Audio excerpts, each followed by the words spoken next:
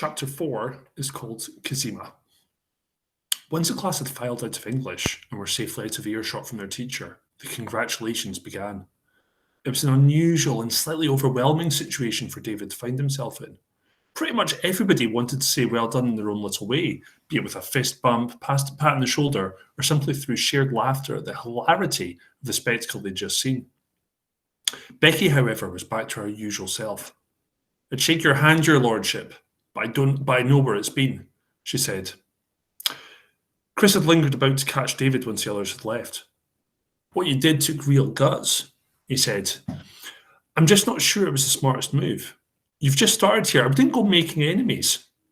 "It's okay," David replied. "Mr. Torrance didn't suspect a thing. I'm off the hook." "I wasn't talking about Mr. Torrance," said Chris, turning in response to the sound of approaching footsteps. "Anyway, we can't talk here. I'll catch you later, okay?" As Chris headed down the corridor towards maths, David turned in the opposite direction to go to his art lesson. As he passed through the double doors to leave the English department, he saw the girl who had thrown the pencil sitting on a bench, staring blankly ahead of her.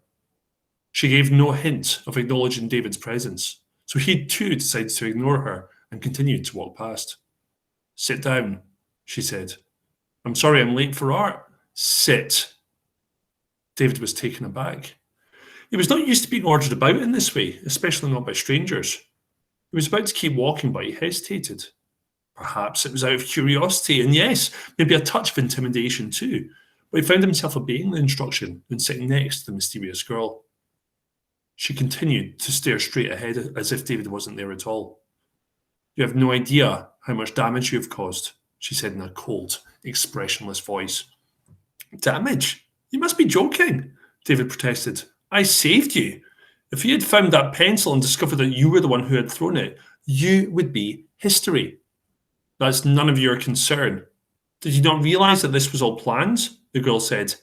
"Every tiniest detail predicted and prepared for. Then you come along and ruin it all in an instant. But hey, at least you got your moment as the class hero, right? The brave King Arthur risking life and limb to rescue the fair dame." David couldn't help but chuckle. Not just at the girl's uncanny ability to seemingly read his mind and come up with exactly the same King Arthur reference he had, but also she was jokingly calling herself a fair dame. Her dark complexion and braided jet black hair made it an unusual choice of words. "I really don't see what's so funny," she snapped. "We have a lot of work to do, thanks to you. You owe us big time." The use of the word "we" puzzled David slightly, as the girl had clearly been acting alone in throwing the pencil. David sensed that now was not the time to be quibbling or asking probing questions, though. "Look, I'm sorry," he said. "I was only just trying to do the right thing. I wasn't setting out to make enemies." At this point, the girl finally turned to face him. "I do have something you can do to make amends," she said. "Meet me at the bus stop outside the church on Main Street at 4:30, and I'll tell you more." Before David could protest or make excuses, the girl was up and away.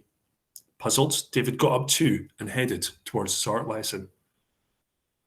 Against all of his better judgment, David found himself walking into town after school to meet the girl. Elmswood was looking a lot nicer than usual, as it was being spruced up for the big town fair that would be happening in a few weeks' time. Colourful bunting was hung overhead, and a big effort was being made to keep the pavements clear of litter and dog's dirt. This year's town fair was an even bigger deal than usual, thanks to its very special guest, the Prime Minister and ex-Elmswood resident, Mr. Alfred Thorpe. Union Jack flags were mounted in the windows of many of the local shops to honour the visitor, along with messages in giant lettering saying, "Welcome home, Prime Minister." As David made his way along Main Street, he passed a group of boys from his old school, all immaculately smart in their striped ties and navy blazers with hand-stitched school crests. He suddenly felt very self-conscious of the simple hoodie he now called uniform. They seemed to take very little notice of David, or what he was wearing, though. The boy at the back did give a little smile, possibly remembering from one of their classes. It was more than David would have expected. In the whole year that he'd attended Drumhall, he never really made any friends and always felt like a bit of an outsider. When he finally made it to the bus stop, the girl was already there waiting for him. "You're 5 minutes late," she said. "The bus is due any second. You're very lucky we haven't missed it." "Bus?" You didn't say anything about a bus, David replied. I didn't bring my youth card or any money for that matter. Why on earth would I ask you to meet me at a bus stop if I hadn't planned on us getting a bus? Asked the girl, making David feel rather stupid. Plus, what kind of person leaves the house without their card? You clearly have too much money to care about free travel or discounts in shops. Here, take this, but you owe me. The girl handed David a £2 coin just in time for the bus to pull up. As they both stepped on board, the driver gave them a beaming smile. Good afternoon, Kazima, she said with a glint in her eye. I see you've made a new friend. Care to introduce us? The girl gave the driver a deathly stare. Shut up, mum, she said under her breath before quickly scanning her youth card and finding a seat as far away as possible at the back of the bus. David smiled as he handed over the money, then made his own way to find a seat of his own. Well, I guess introductions are no longer necessary, the girl scowled. As has already been pointed out, my name is Kazima, and as you've no doubt already figured out, my mum is a bus driver. David didn't reply. He had begun to feel a slow sense of panic rising in his chest as he realised that the bus had turned off Main Street and was now taking the road out of Elmswood.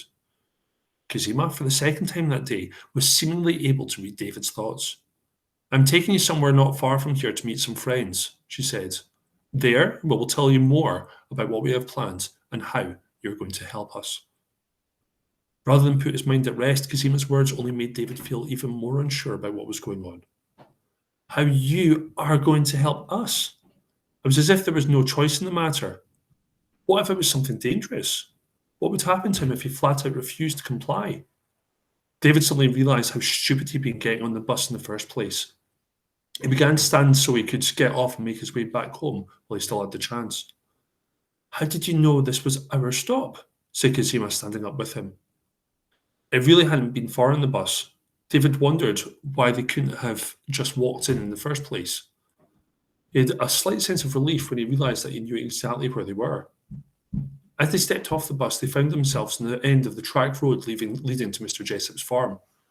This meant that whatever Kazima and the others, whoever they were, had in store for David, if he wasn't happy, then he had a relatively simple escape route back home. To his surprise, Kazima turned in the direction of the farm itself. Mr. Jessop had a reputation as being a rather unpleasant man, particularly to those trespassing on his property. How Kazima could have any kind of business with him or his farm was a complete mystery to David. The track which led to the farm had been poorly maintained. Progress along it was much slower than it should have been due to the constant sidestepping of potholes and thick clumps of weeds. As they reached the end of the track, they could see Mr.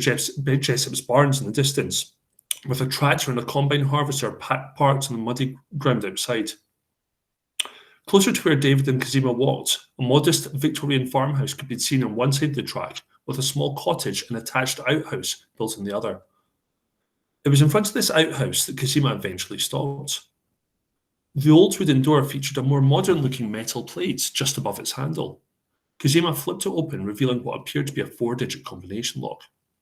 Turn around, she instructed David before entering the code when she was sure his attention was averted. She began to open the door before turning to David one final time. Before we enter, know this, she began, her voice talking in a grave tone. Anything you see and hear or anything that is discussed will not be shared outside these 4 walls. If you fail to follow that simple rule, you will live to regret it. Welcome to our headquarters. Okay, that's it for chapter 4. I will be back as soon as I can with chapter 5. Thank you.